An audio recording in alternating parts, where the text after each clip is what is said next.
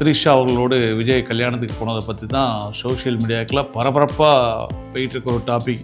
இப்போது இதுக்கு இந்த கல்யாணத்துக்கு போனதை பற்றி விஜய் தரப்பில் இருந்து இது வரைக்கும் யாருமே பேசலை. இதை பற்றி யாரும் பேசாதீங்கன்னு விஜய் அவர்கள் சொல்லியிருக்காங்களா என்னன்னு தெரியாது.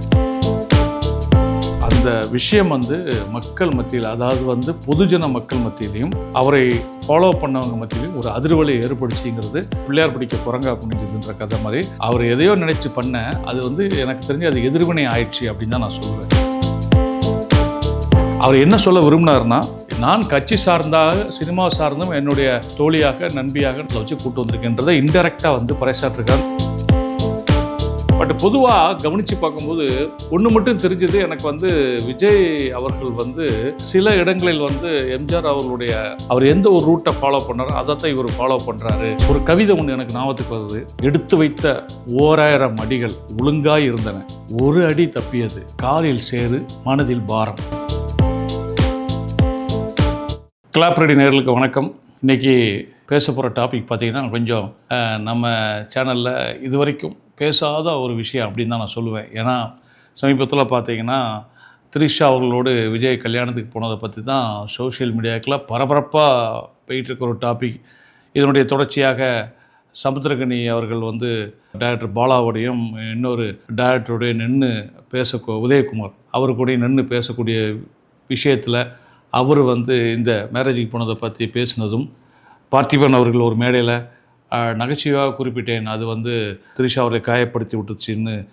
த்ரிஷா அவர்கள் அந்த பேச்சை கேட்டு போட்ட ட்வீட்டுக்கு பதிலாக ஒரு வீடியோ போட்டதும் மன்னிப்பு கேட்டதும், இப்படியான இந்த கல்யாணத்துக்கு த்ரிஷா அவர்களை கூட்டுக்கொண்டு விஜய் சென்றது ஒரு பேசு பொருளாகி பரபரப்பாகிட்டு இருக்க சமயத்தில், சரி நம்மளை சந்திக்கிறவங்க உங்கள் கருத்து என்ன சார், உங்கள் கருத்து என்ன சார் கேட்கும்போது, எதில் என்னங்க கருத்து இருக்குது நம்ம சொல்கிறதுக்கு அப்படிங்கும்போது, இல்லை சார் நீங்கள் அதை சொல்லணும் இல்லையா அதை பற்றி அப்படிங்கும்போது, சரி நம்மளும் அதை பற்றி சொல்லுவோமே அப்படின்னுடைய வெளிப்பாடு தான் இந்த வீடியோ.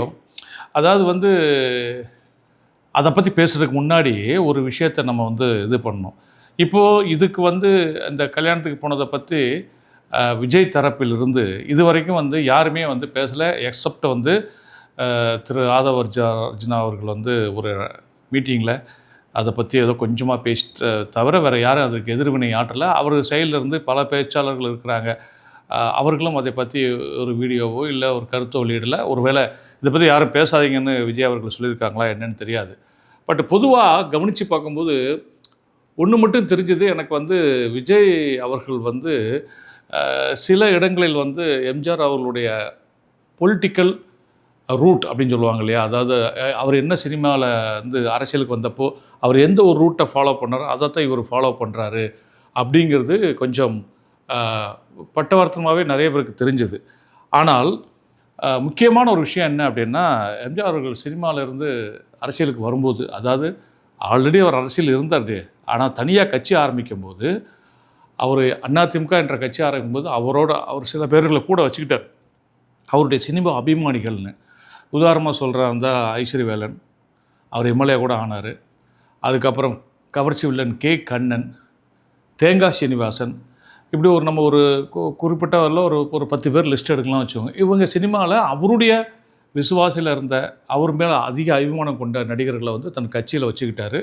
அவருக்கு சின்னதாக ஒரு பேச்சாளர், அப்புறம் நட்சத்திர பேச்சாளர், இந்த மாதிரி சில போஸ்ட்டுகளை கொடுத்து அவர்களை தன்னுடன் வைத்திருந்தார்.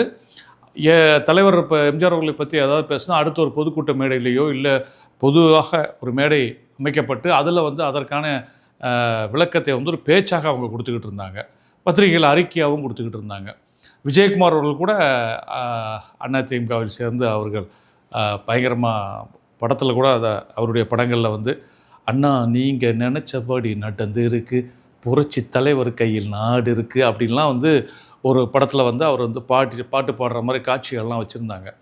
ஸோ எம்ஜிஆர் அவர்கள் சினிமாக்குள்ளே நடிக்கிறத நிறுத்திட்டு சினிமாக்குள்ளே இல்லைன்னு முடிவு பண்ணதுக்கப்புறம் சினிமாவிலிருந்து சில ஆட்களை தன்னை பற்றி பேசுறதுக்கு தன் கட்சியை பற்றி பேசுறதுக்கு வச்சுருந்தாங்க. ஆனால் எம்ஜிஆருடைய பாதையை பின்பற்றும் திரு விஜய் அவர்கள் முழுக்க அவர் சினிமாவிலேருந்து யாரையுமே சேர்க்கலை. கவனித்து பார்த்தா அவர் கூட நடித்த நடிகர்களோ இல்லை அவர் கூட நடித்த மற்ற, அதாவது துணை கதாபாத்திரங்கள் நடித்தவர்களையோ இல்லை படம் இயக்கிய இயக்குநர்களையோ இல்லை அவர் கூட இருந்த மற்ற பிரபலமான சினிமா நடிகர்களையோ அவர் வந்து கட்சியில் சேர்க்கலை. அவர் வந்து அப்படி சேர்க்கணும்னு முடிவு பண்ணால் கூட பின்னாடி ஒரு கூட்டமே போய் சேரும் அப்படிங்கிறது தான் உண்மை. பட் ஆனால் அவர் அதற்கு இன்ட்ரெஸ்ட் காட்டல. மேபி யாராவது போய் கூட அதை அவரை அவாய்ட் பண்ணியிருக்கலான்றது தான் என்னுடைய கருத்து. சவுந்தர் அப்படின்னு ஒரு நடிகர் மட்டும் விஜய் அவர்களை பற்றி அவர் கட்சியில் அவர் தீவிரமாக இருக்கார் அப்படின்றதும் நம்ம அவருடைய பொதுக்கூட்டங்களில் அவரை பார்க்கும்போது தெரியும். அப்புறம் நல விரும்பியாக சில பேர் வெளியே இருந்துக்கிட்டே அவரை பற்றி சில நடிகர்கள் வந்து சப்போர்ட் பண்ணி பேசுவாங்க, இயக்குநர்கள் பேசுவாங்க. இப்படியான விஷயங்கள் தான் இன்றைக்கி வந்து விஜய் அவர்கள் வந்து தன் கட்சியில் அந்த விஜய்ங்கிற பிம்பத்தை சுற்றி கட்டமைக்கப்பட்ட கட்சியாகத்தான் தாவேக்கா வச்சிருக்காருங்கிறது தான் ஒரு நமக்கெல்லாம் வெளியிருந்து பார்க்கும்போது தோணக்கூடிய ஒரு விஷயம். ஏன் இதை சொல்கிறேன் அப்படின்னா, இந்த திருமண நிகழ்வுக்கு அவர் வந்து நண்பர்களாக சென்றோம் அப்படின்னு சொல்லி வெளியே வந்து அதற்கான பேச்சு வந்தால் கூட அந்த விஷயம் வந்து மக்கள் மத்தியில், அதாவது வந்து பொதுஜன மக்கள் மத்தியிலையும் அவரை ஃபாலோ பண்ணவங்க மத்தியிலையும் ஒரு அதிர்வலை ஏற்படுச்சிங்கிறது சோசியல் மீடியாக்களில் வரக்கூடிய அவருடைய ஃபேன்ஸ் போட்ட வீடியோக்கள், அவங்க போட்ட மீம்ஸு, அவங்களுடைய மனக்குரலை வீடியோவாக ரீல்ஸாக வெளியிட்டதெல்லாம் பார்க்கும்போது தெரிஞ்சுது. பொதுவாகவே ஜென்ரலாக ஜனங்களை பார்த்து கேட்கும்போதும் அவங்க என்னங்க இப்படி பண்ணிட்டாரு அப்படின்னு ஒரு ஆதங்கத்தான் வெளிப்படுத்தினாங்களோடைய. அது வந்து எனக்கு தெரிஞ்ச வரைக்கும் நம்ம ஊரில் சொல்லுவாங்க இல்லையா, மிஸ்ஃபயர்பாங்க இங்கிலீஷில், தமிழில் வந்து பிள்ளையார் பிடிக்க குரங்கா புனிஞ்சுதுன்ற கதை மாதிரி அவர் எதையோ நினச்சி பண்ண அது வந்து எனக்கு தெரிஞ்சு அது எதிர்வினை ஆயிடுச்சு அப்படின்னு தான் நான் சொல்லுவேன்.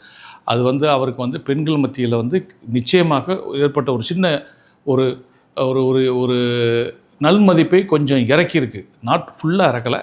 என்ன இப்படி பண்ணிட்டாரு அப்படின்ற மாதிரி ஒரு வருத்தத்தை பெண்களுக்கான இடத்துல வந்து ஏற்படுத்துச்சுங்கிறது தான் மறுக்க முடியாத நிதர்சனமான உண்மை. எனக்கு நல்ல ஞாபகம் இருக்குது, 1980 காலகட்டங்களில் வந்து எம்ஜிஆர் அவர்கள் வந்து டெல்லியில் ஒரு ஸ்டேடியத்தில் வந்து ஒரு ஹாக்கி மேட்ச் வந்து பார்த்துருந்ததா ஒரு ஸ்டில் இன்னமும் நம்ம சோசியல் மீடியாக்கள்லேயும் ஆன்லைன்லேயும் இருக்குது. இந்த பக்கம் வந்து ஜெயலலிதா அவர்கள், இந்த பக்கம் வந்து ஜானகி அம்மா அவர்கள், சென்ட்ரலில் எம்ஜிஆர் அவர்கள் 3 பேருமே கூலிங் கிளாஸ் போட்டிருப்பாங்க.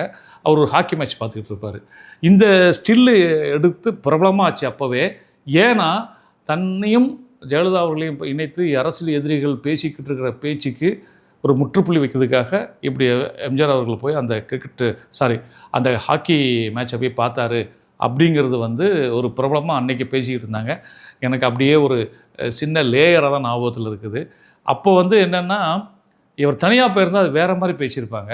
அவர் இந்த பக்கம் ஜானகி அம்மாவையும் கூட்டு போய் துணைவியாராக உட்கார வைத்து, இந்த பக்கம் நண்பியாக, தோழியாக, தன்னோடு நடித்த சக நடிகையாக ஜெயலலிதாவிலையும் கூட்டு கொண்டு உட்கார வச்சது. அப்போ வந்து அது வெகுஜன மத்தியில், பொது மக்கள் மத்தியில் எந்த விதமான அதிர்வலையும் ஏற்படுத்தலை. இன்னும் சொல்லப்போனால் ரொம்ப பாமரத்தனமான ரசிகர்கள் எல்லாம் என்ன சொன்னாங்கன்னா, சார் தலைவரை பார்க்கறதுக்கு அப்படியே வள்ளி தேவனோட உட்காந்துருக்க முருகர் மாதிரி இருக்குடா அப்படின்னு தான் வந்து அன்றைக்கி ரசித்தாங்க. இது வந்து எனக்கு அப்போவே அந்த விஷயம் வந்து பரபரப்பாக பேசும்போது நம்ம காதில் அப்படியே அது விழுந்துச்சு அந்த விஷயம். அப்புறம் இப்போ அந்த ஸ்டில் பார்க்கும்போதும் அந்த ஞாபகங்கள் எனக்கு வந்து தான் போகும். ஸோ இப்படியாக அது வந்து அவருக்கு ப்ளஸ்ஸாக அமைஞ்சிச்சு. இங்கே இவர் வந்து அந்த நண்பர்களாக அவர் அந்த மேரேஜுக்கு போனால் கூட அது வந்து அவருக்கு எதிர்வினையாக அமைந்ததுங்கிறது தான் அந்த உண்மையான விஷயம். அதனால தான் வந்து இவ்வளோ பேர் அதை பற்றி பேசிகிட்டு இருக்கிறாங்க. குறிப்பாக பார்த்திபன் அவர்களும் சமுத்திரகன் அவர்களும் தங்களுடைய ஆதங்கத்தை வெளிப்படுத்தின ஒருத்தவங்கள அவங்க வந்து அதை யாரையும் ஹட் பண்ணணும் இல்லை குறை சொல்லணும் சொல்ல, அவங்களுக்கு ஒரு ஆதங்கம், அவங்களுக்கு இன்டெரக்டாக வந்து அவர் மேலே இருக்கக்கூடிய அபிமானத்தினுடைய வெளிப்பாடு தான் இந்த பேச்சு. உண்மையிலே எனக்கு தெரிஞ்ச நிறைய பேருக்கு அவர் மேலே ஒரு அபிமானம் இருக்கிறது. ஆனால் இந்த விஷயம் வந்து ஒரு சின்ன டிஸ்டர்பன்ஸை ஏற்படுத்துச்சுங்கிறது மறுக்க முடியாத உண்மை. இவர் வந்து அந்த என்ன சொல்கிறது, நான் இதை வச்சாலும் பேசிகிட்டு இருக்கீங்க, இதைத்தானே நீங்கள் எல்லோரும் வந்து பெரிய விஷயமாக பேசிகிட்டு இருக்கீங்க, நாங்கள் ஃப்ரெண்ட்ஸு, ஆனால் அதை நீங்கள் வந்து ஏதோ தவறாக நீங்கள் பயங்கரமாக பேசிகிட்டு இருக்கீங்களா, வாங்க நான் கூட்டிட்டு கல்யாண வீட்டுக்கே வரேன், நீங்கள் அதை வந்து இனிமேல் இதை பற்றி பேசுவீங்களா அப்படின்னு நினச்சி தான் இவர் வந்து கூட்டு போக அது வந்து வேறு மாதிரி மிஸ்ஃபயர் ஆச்சு. ஏன் அது மிஸ்ஃபயர் ஆச்சுங்கிறத யோசித்து பார்க்கும்போது என்னென்னா, இதை திரு சங்கீதா அவர்கள் இந்த விவாகரத்து கோரி அவங்க கோர்ட்டுக்கு போகிறதுக்கு முன்னாடி இவர் ஏதோ ஒரு மேரேஜுக்கோ இல்லை வேறு ஏதோ ஃபங்க்ஷனுக்கோ இப்படி போயிருந்தாருன்னா அது வந்து ஒரு பெரிய விஷயமாகவே எடுத்துருக்க மாட்டாங்க.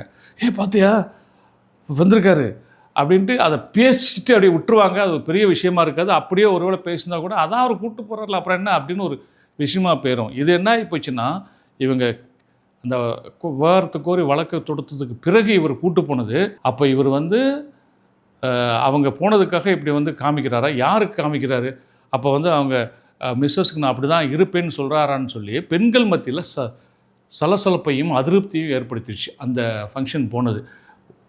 அவர்களாக சொல்கிற மாதிரி நண்பர்களாகவே போயிருந்தால் கூட அந்த சூழலில் அந்த சமயத்தில் அவர் போனது வந்து ஒரு சலசலப்பை ஏற்படுத்திச்சு. அதனால தான் அதனுடைய வெளிப்பாடாக நெக்ஸ்ட்டு அடுத்து நடந்த இந்த மகளிர் தின ஃபங்க்ஷனில் வந்து அவர் வந்து நிறைய பேர் கட்டாக இருக்கீங்க, நீங்கள் எல்லாம் உணர்ச்சி வசப்படாதீங்க, அதெல்லாம் அவ்வளோ ஒர்த்து இல்லை அப்படின்னு அவர் சொன்னது மீண்டும் திரிக்கப்பட்டு, நான் உங்கள் மனைவி வந்து உங்களுக்கு அவ்வளோ ஒர்த்து இல்லையா அப்படின்ற மாதிரி மீண்டும் அதை வந்து சர்ச்சைக்கு ஆக்கிட்டாங்க. அதாவது அவர் சொல்ல வந்து விரும்பினது என்னென்னா, அந்த மகளிர் தின ஃபங்க்ஷனில் நான் திரிஷா அவர்களை கூட்டு கல்யாணத்துக்கு போனது வந்து ஒரு சாதாரண நிகழ்வு, அது அவ்வளோ பெரிய ஒர்த்து இல்லை, அதை போய் நீங்கள் வந்து பெருசாக இது பண்ணிக்காதீங்கன்னு சொல்ல வந்த விஷயம் அப்படியே திரிக்கப்பட்டு, இது அவ்வளோ பெரிய ஒர்த்து இல்லை, அப்போ நீங்கள் வந்து உன்னுடைய மனைவி உனக்கு அவ்வளோ ஒர்த்து இல்லைன்னு சொல்கிறியா அப்படின்ற மாதிரியாக மீண்டும் அது சர்ச்சைக்குள்ளாப்பட்டு பேசிக்கிட்டு இருக்காங்க.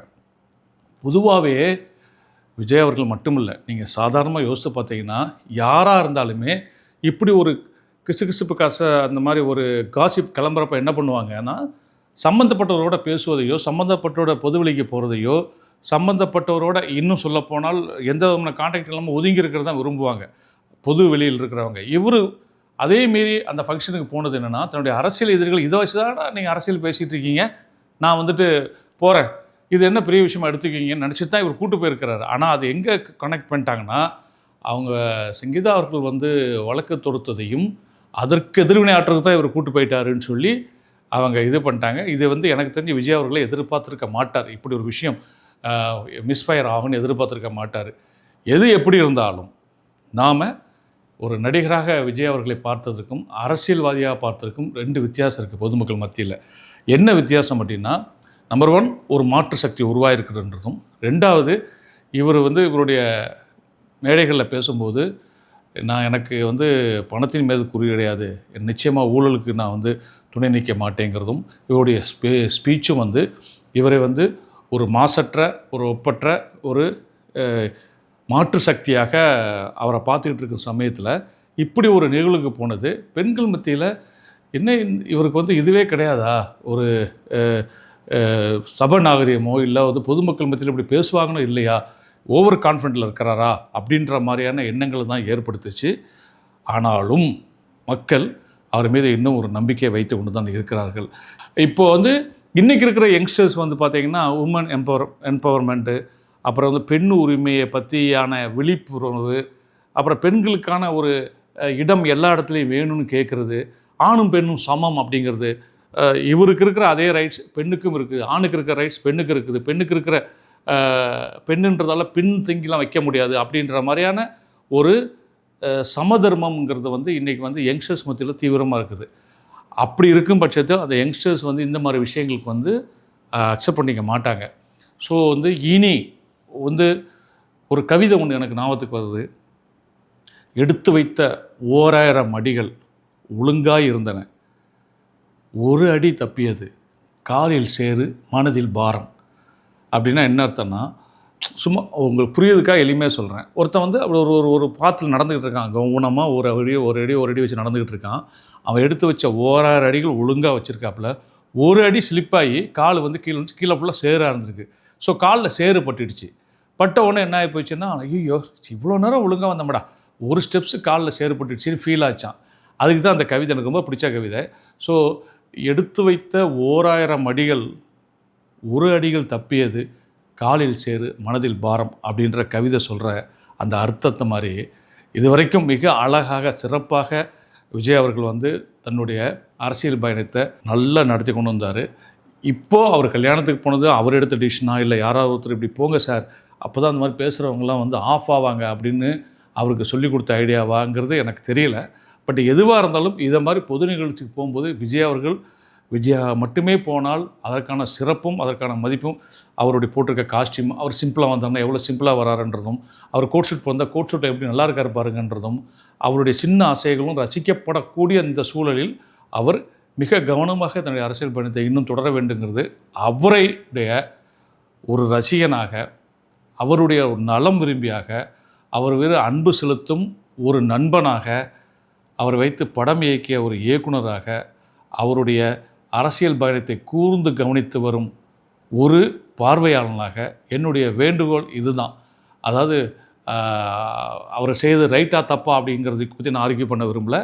அவருடைய அரசியல் பயணத்தில் இது ஒரு சின்ன இடறு என்பதை நம்ம அவருக்கு யாரும் சுட்டி காட்டுவாங்களா, கூட இருக்கவங்க சொல்லுவாங்களான்னு தெரியாது. பட் நாம் இன்னும் சொல்லப்போனால் இந்த வீடியோ அவர் பார்ப்பாருன்னா கூட தெரியாது. இருந்தாலும் நாம் இதை அவருடைய பார்வைக்கு இந்த விஷயத்தை கொண்டு போகணுன்றதுக்காக தான் இந்த வீடியோ பதிவு.